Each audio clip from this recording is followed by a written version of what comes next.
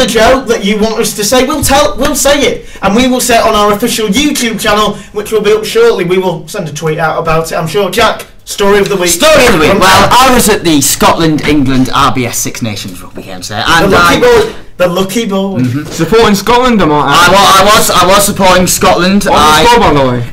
Yeah, all right. England won 13-6. Daniel Parks, he didn't have a great game. Well, maybe that explains why he's retired. That explains the resignation, I think, to be honest. But anyway, my story. Well, I could tell quite a few. Okay, I could tell quite a few. Well, ladies and gentlemen, I was sat next to lovely girl. She was an accountant. She's Glaswegian, and she was okay until the end, where she tried to steal my dad's wallet, because she noticed his English accent towards the end, and we're surrounded by English supporters as well. Was it a Geordie accent? No, it slipped into Geordie towards the end because Tom Gossoff, the end. He was quite concerned because this young woman, she wanted to, in her words, show me Scotland. Sorry, that was my rather poor attempt at a Glaswegian accent. Well, it's accent time in the south. So oh, is it? Oh, I see. So yeah, that was my story of the week. Well, fantastic cue for it.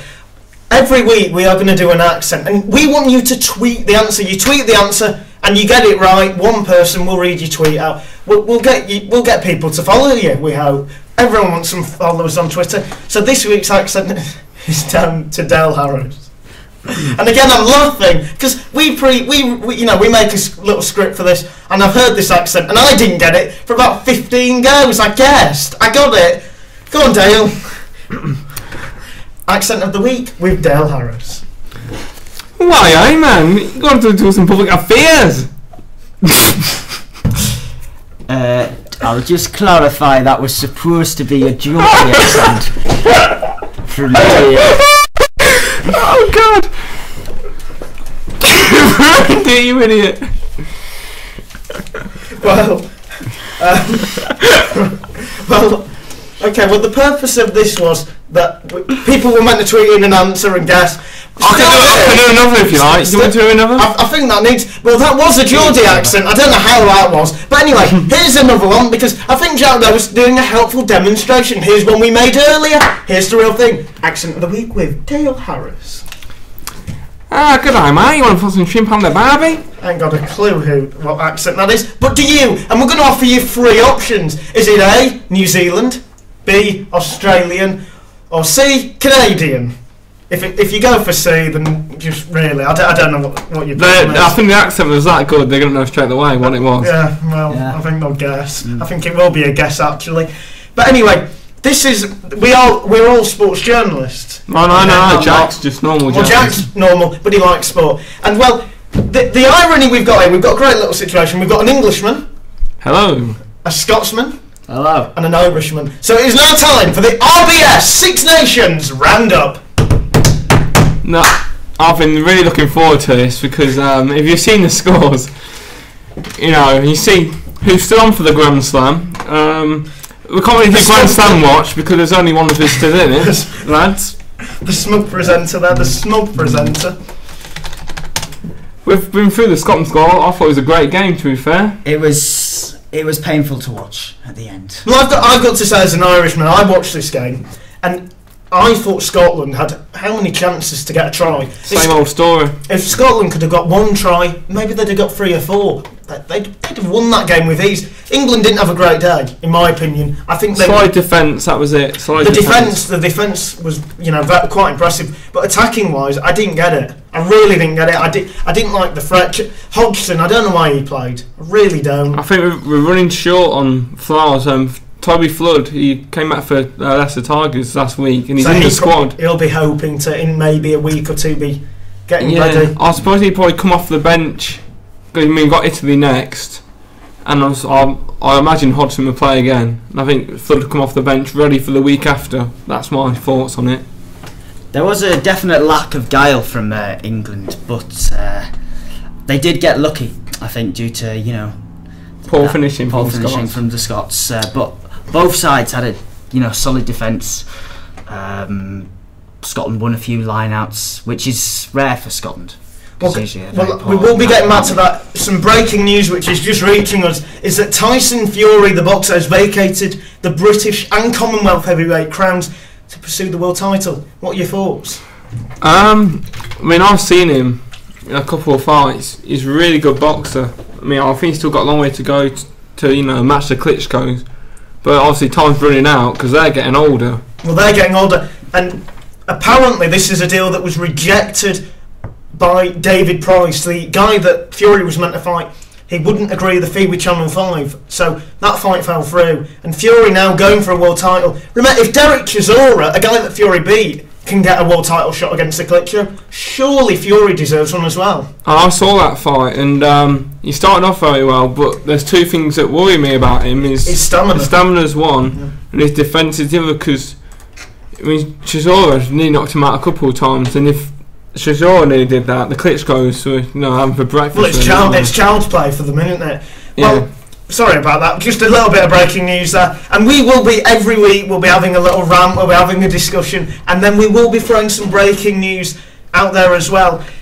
And, well, the Six Nations for me, I hear you're asking me because of Ireland, and in my opinion, Ireland got robbed. Okay, it was a penalty in the last minute that determined the game, and in my opinion, it was never a sin bin, A, and B, Ferris should never have been sin bin, and B, it wasn't a penalty. In my opinion, it was a fair tackle. It was a full-hearted tackle. This is the 79th minute of a must-win game, and Ireland's defence are just meant to say, "Go on, Wales, then get a try, score a try." I don't get the ref. I didn't get his performance, to be honest, throughout. I'm very critical of him anyway, but I felt he had a poor game. Jack? Well, of course, if Sexton had scored that penalty for Ireland, then we wouldn't be having this debate. Wouldn't be having that debate. And the question is, and this is for Twitter, because I've got my opinion on this, I want your opinion. Should Sexton start, or should O'Gara start from the off? Because at the end of the day, O'Gara, for the mistakes he can make, he can at times just have perfection. Do you want my opinion on it? Go on. I think Sexton should start. O'Gara's getting old. You got to think ahead to the next World Cup. That's what the best teams do. And Sexton, he can have some off days, but when he's good, he's good. This is breaking news, and we will have a debate about this right now. Is Chelsea have revealed in their figures in the last minute that they spent £28 million sacking Carlo Ancelotti and hiring Villas-Boas. Now Villas-Boas cost £14 million to get in, so it means it's cost them £14 million to sack Carlo Ancelotti. What are your thoughts? I can't believe it. I'm honestly stunned. I thought Don't surprise me with Chelsea. Don't surprise me. I honestly thought that Ancelotti had gone via a back door and he'd have probably got £1 million handout. He has got 14 million quid thanks to Roman Abramovich offering him a ludicrous contract. Well, Roman Abramovich just, he throws money around like a baby throws around prams out of a toy when he's having a paddy. It's just his way. Out the toy? You mean toys out the pram? Toys out the pram, that's what I said. No, you didn't. You said prams out the toy. Doesn't matter. Carry on. I will carry on. But it's just the way football's gone, hasn't it? Money is controlling football. For all Mike Ashley's faults, I think he actually does pretty well money-wise. Money-wise, always making a profit. Always making that profit. And remember, Newcastle fans, we've got one here. We've got one sat right here. We're nearing out of time, but our next podcast, which we will be recording straight after this one, will be about football, and it will just be a football podcast. And the question is, and we hope you listen, is football being ruined by money? That's the question. We'll be answering that. Our next podcast, it's half an hour. We thank you so much for listening to our first ever one. We've had some hitches. We've had a laugh. At the wrong time, probably. It will get better, Lloyd. It will get better. I will get better. As we say, grasping our fingers, hoping that we get more viewers, more listeners. You can't view it. Well, you can on YouTube. We will be actually adding a camera eventually, but not right away. You don't want to be seeing these ugly faces. No, I'll give that a miss. You won't be eating your breakfast, lunch or dinner. You'd have to watch it in an advert, in a break between your daily meal. Well, thank you so much for listening. That made no sense. No, they're all switched off. Well, okay. Thank you for listening with me, Thomasini. Me, Dale Harris. And me, Jack Elliott. Thank you and goodbye. Bye. Bye. Thank you for listening to Blah Blah. You can follow us on Twitter at Blah Blah. You can follow me, Thomas Feeney, at Thomas Feeney. You can follow Dale Harris. You can follow Jack Elliott. Thank you and goodbye. And please listen to our next one, which will be just underneath this one. Thank you.